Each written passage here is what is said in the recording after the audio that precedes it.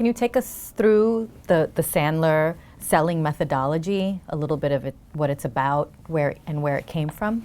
Well, the Sandler Selling System has 7 components.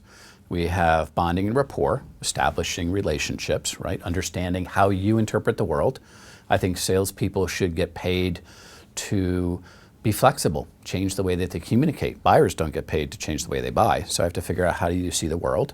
The second one is what we call upfront contracts, or setting mutual agreement. I think a call that starts well tends to end well. So how do we figure out what's important to you and how much time do we have on the call? And then more importantly, what are we trying to achieve in the time that we have together here today? So that's our second stage. Then we go to what we call pain. You may call it need. And we're looking for 3 to 5 pains. See, I think people buy emotionally and then justify their decisions intellectually. And so most of us pitch our features and benefits. But really what we should be trying to figure out is, do they have the problems that our product is trying to solve? Don't sell the product. Try to sell the solution, but I have to determine whether you even have that problem, because I don't think people will buy anything. And the other thing, I think people love to buy but hate to be sold. So it's important. Then we go to budget, and not necessarily just how much mine costs, but how much are the problems costing you? And how do you budget things internally? And how do you want to do a test drive before you purchase? And all those things that are important to money. Then we go to decision.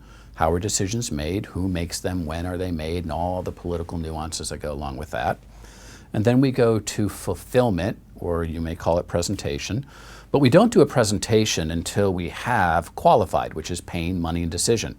Most traditional models, presentations up front. We do establish a little rapport, we do a presentation, show you what I've got, and then we do stalls and objections.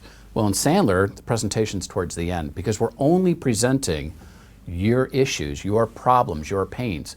We don't over-present. Like, we've been in business 50 years. I could do a presentation on Sandler for 18 days, but that's a yawner. You're just, inside, you're saying, can you solve my problem? That's all I really care about. So we only present to your problems.